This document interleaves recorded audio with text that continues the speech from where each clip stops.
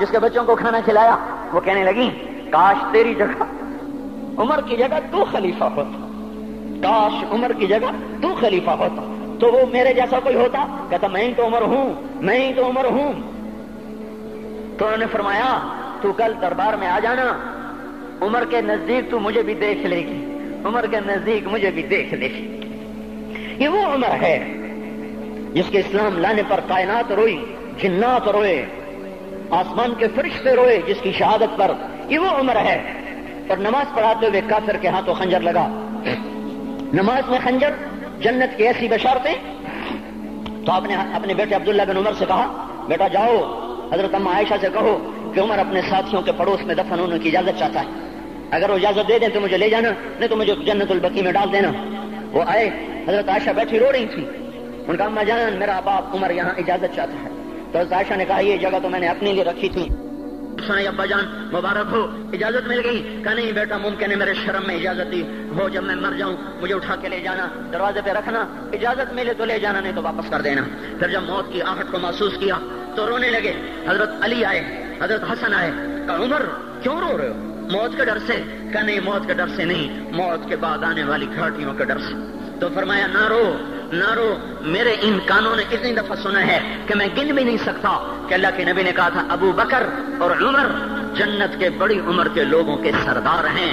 تو عمر اور رونے لگے. کہا تو گواہی دے گا ابو الحسن، میری جنت کی گواہی دے گا قیامت کے دن؟ آپ نے کہا میں بھی دوں گا، میرا یہ بیٹا حسن بھی گواہی دے گا کہ اللہ کے نبی نے یہ بات فرمائی تھی. اتنی خوشخبریاں مل گئی. پھر فرمایا اپنے بیٹے سے بیٹا میرا سر زمین پہ رکھ دے. گود میں تھا، انہوں نے زمین پہ رکھنے کے بجائے پنڈلی پہ رکھ دیا، پنڈلی پہ.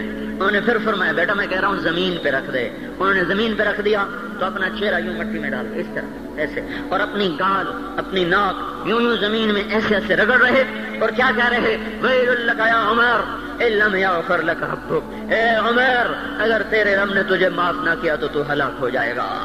یہ تو معاف ہو چکا ہے، پھر ایسا ڈر ہے. اور طارق جمیل کو تو پتہ نہیں ہے، عبد الرحمن اسلم اکرم کو تو پتہ نہیں ہے، صہیب بلال کو پتہ نہیں ہے، کسی کو پتہ نہیں ہے کہ کیا ہوگا کیا ہوگا. کچھ پتہ نہیں. زینب فاطمہ سمیہ کو کچھ پتہ نہیں ہے کہ کیا ہوگا.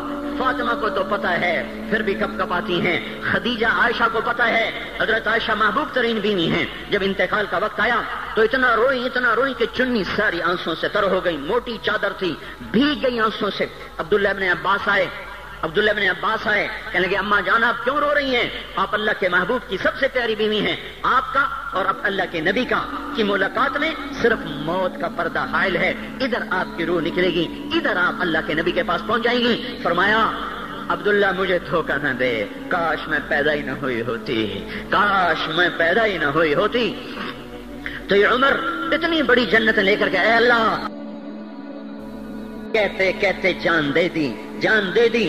جنازہ اٹھایا گیا، دروازے پہ لایا گیا. عبداللہ بن عمر دروازے پر گئے، دستک دی. کہا اماں جان میرا باپ عمر دروازے پہ حاضر ہو چکا ہے.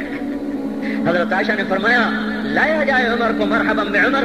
چادر اٹھا کے باہر چلی گئی. قبر کھودی جا رہی. حضرت عبداللہ ابن عباس فرماتے ہیں کسی نے میرے کندھے پہ ہاتھ رکھا.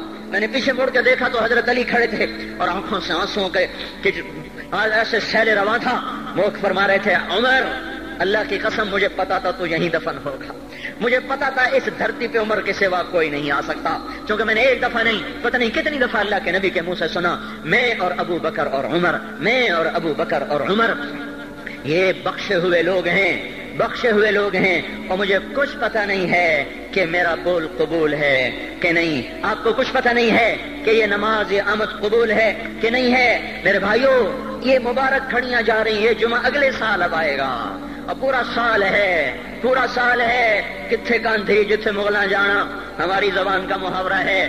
لمبی جدائیاں ہیں، اگلا سال نصیب میں ہے یا نہیں ہے. اللہ کا در کھلا ہوا ہے. دیکھو میں ہاتھ جوڑتا ہوں، توبہ کر لو. میرے پاس کوئی مضمون نہیں، یہ نہیں کہ میں مضمون سنا نہیں سکتا ہوں اور میں اس کے باوجود میرے پاس کوئی الفاظ نہیں، کوئی مضمون نہیں ہے. بس میں ایک فریاد کرتا ہوں، بس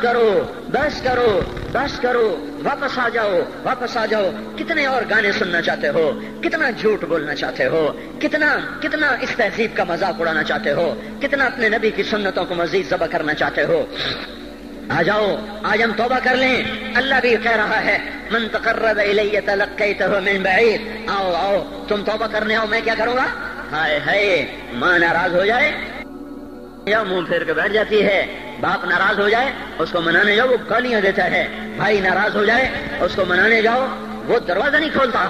اور اللہ کو منانے جاؤ جو رب العالمین, جو احکم الحاکمین, جو خیر الفاتحین, جو خیر الناصرین, جو خیر الفاصلین, جو خیر الغافرین, جو ارحم الراحمین, جو اول الاولین, جو آخر الاخرین, جو ذو القوة المتین, جو راحم المساکین, جو ارحم الراحمین, جو مالک الملک, ذو الجلال والاکرام, المقسط الجامع, فعال لما يريد, يفعل ما يشاء, رب السماوات والارض, رب المشرق والمغرب, رب المشرقین ورب المغربین. اتنا بڑا بادشاہ, اتنی بڑی سلطنت والا, لہو ما فی السماوات وما فی الارض وما بینہما وما تحت الثری, اتنا طاقتور کہ یدبر الامر من السماء الى الارض, اتنی طاقت والا. یا ایھا الناس انتم الفقراء الى اللہ.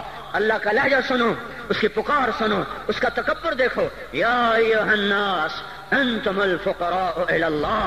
اے گلستان والو تم اللہ کے فقیر ہو, اللہ بے نیاز ہے. واللہ هو الغنی, اللہ غنی ہے, صمد ہے, بے نیاز ہے, قادر ہے, قاہر ہے, جابر ہے, مہیمن ہے, قدوس ہے, سلام ہے, مومن ہے, مالک الملک ہے, عزیز ہے, جبار ہے, قہار ہے, وہاب ہے, رزاق ہے, فتاح ہے, علیم و قابض, قابض و باسط, خافض و رافع, معز و مذل, سمیع و بصیر, حکم و عدل, لطیف خبیر. ہے یہ اللہ, یہ اللہ, یہ اللہ, ان صفات والا اللہ.